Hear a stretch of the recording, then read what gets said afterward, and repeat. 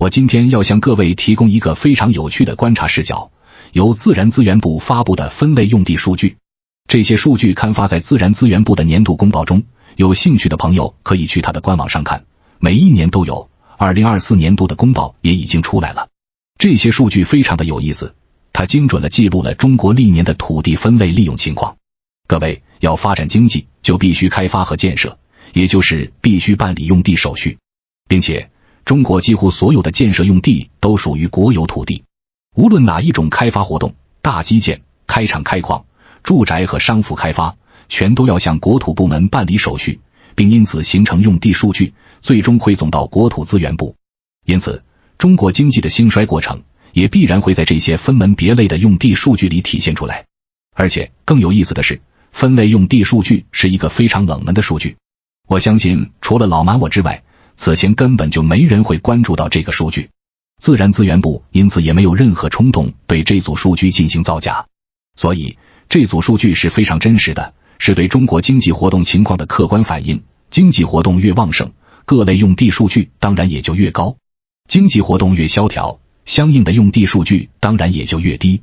从这组真实的数据里，我们可以清晰地判定中国经济到底处于一个什么样的状态。下面是我对2009年至2024年的分类用地数据做出的追踪表。各位可以先不要看那些具体的数据，先看这个表格结构。注意，我这里给出的4大类用地类型。第一项，基础设施用地，这也是用地规模最大的类型，占总用地面积的比例达到 52.6%。这里面包括的基础设施非常多，公路、铁路、机场等等各类交通设施，学校、医院、电力设施和网络设施，天然气和给排水设施，公园绿化等等，全都算在基础设施用地里面。毫无疑问，城市化的建设，也就是基础设施的建设，它本来就应该占据最大的比例。第二项，工矿仓储用地，这一项就是我们平常所说的实业用地，开办工厂、开矿、挖煤炼钢、建立仓库和物流园区，全都算在了这一项里面。这一项的用地面积占比达到 25.6%， 是第二大的用地类型，在比例上来说显著大于第三项住宅用地的占比。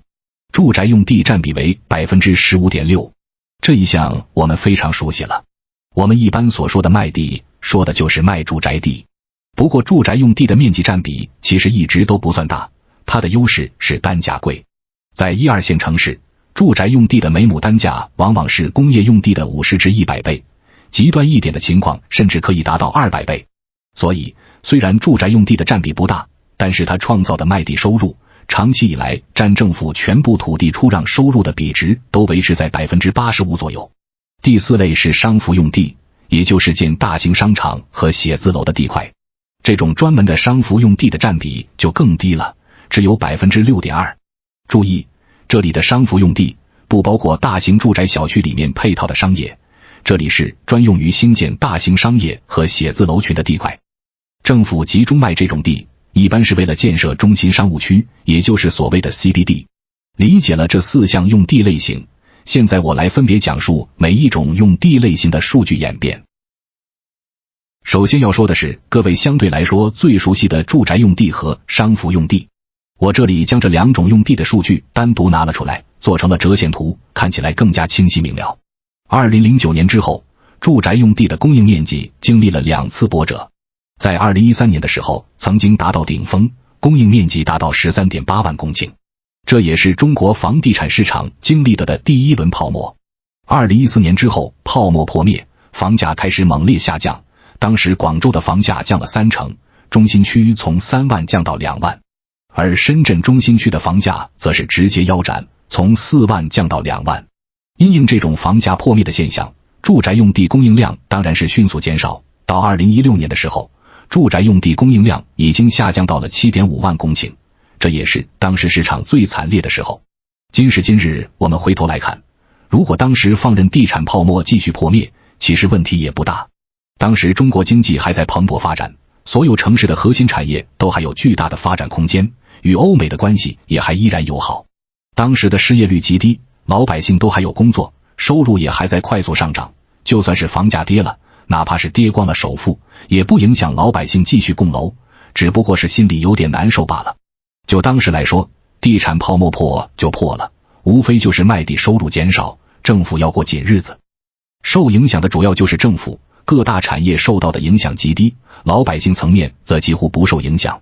按当时的逻辑继续推演下去，就是产业经济继续维持发展，而政府则因为卖地收入猛烈下降的缘故，被迫启动职能收缩，从大政府模式变成小政府模式，中国大概率就能开启平等与自由时代的大门。然而红色政权此时开始了政治转型，从以经济建设为中心转变为以4项基本原则为中心。关于这一点我说过很多次了，此处我不厌其烦地再说一次。此时的红色政权已经意识到，继续放任经济蓬勃发展下去，对维系政权本身是致命的。工业文明的本质就是平等与自由的市场，它与集权体制是天然对立的，两者之间不可能长期共存。一旦工业文明与集权体制共存超过1代人的时间，两边就必须死一个。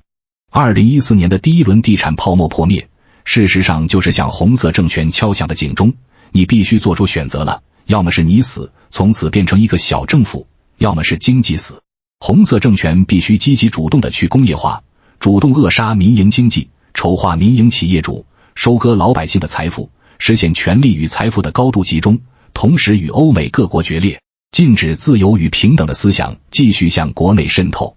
通过这些有计划的措施，稳定统治，实现4项基本原则所确定的核心内容，坚持党的领导地位。对红色政权在此后陆续实施的所有这些措施，本频道早就给出了总结，也就是有意萧条。于是2016年初，经过深思熟虑的红色政权最终做出了选择，启动震惊世界的地产去库存运动，以继续收割老百姓的财富，维护大政府模式。2016年之后，地产市场逐步回暖，地产泡沫重新启动，住宅用地面积逐步回升，并一直维持到2021年，用地面积常年维持在10万公顷以上。在此期间，所有的老百姓都疯狂参与到了这场地产泡沫的盛宴之中，几乎每一户家庭都债台高筑，将所有的积蓄都拿出来付了首付，同时欠下了根本还不起的债务。他们天真的幻想地产泡沫将会永恒的持续下去，产业经济也将会永远的发达下去，收入也一定会持续的高速增长。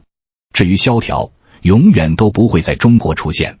而在此期间，红色政权于2018年与美国正式决裂，此后与欧洲各国同样陷入决裂。同时，红色政权使用环保一刀切等措施，扼杀国内的民营制造业。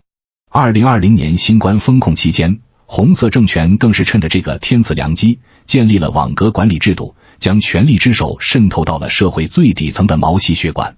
大政府已经大到了人类社会所能实现的极致，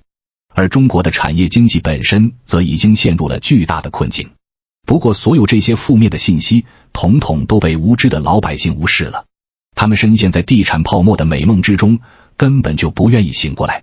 这场美梦做到2021年，终于到了不得不醒来的时刻。这之后的故事大家已经很清楚了，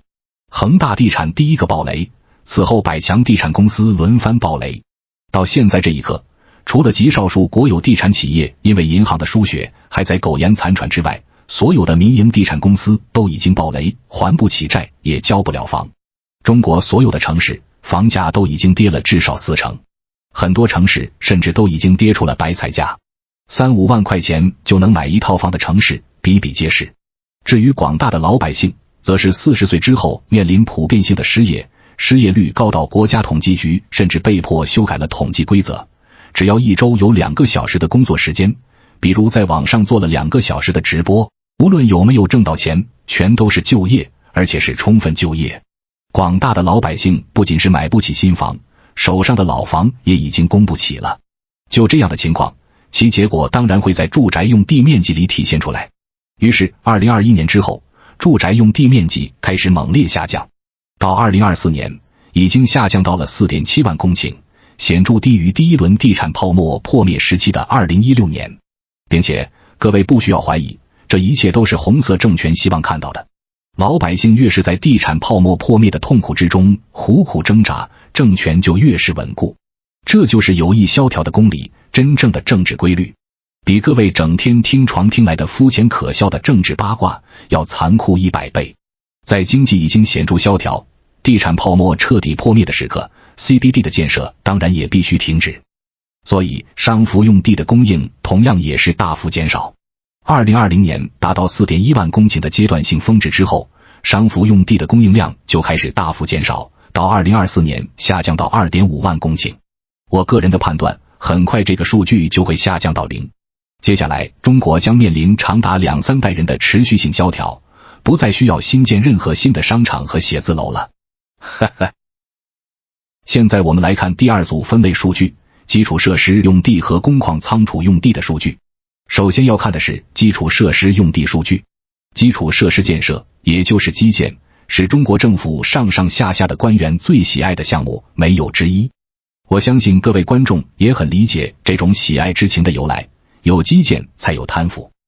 每1个亿的基建投资，能有3000万真正花在工程上，已经算得上清廉了。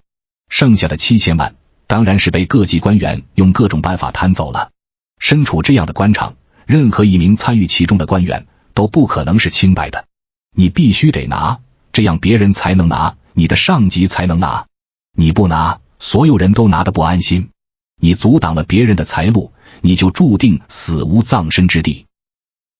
2009年和2010年，中国的基建用地规模其实并不大，只有10万公顷出头，甚至低于当时的工矿仓储用地规模。在这个时候，红色政权才刚刚启动4万亿投资计划，地方政府借债的限制也才刚刚放开，大规模的基建还没有启动。从2011年开始，地方债猛烈放大，中国的基建规模开始猛烈扩张，于是基建用地规模随之暴增，在当年度就增加到了 23.3 万公顷。此后中国就进入了长期的大基建模式，基建用地规模长期维持在30多万公顷的水平。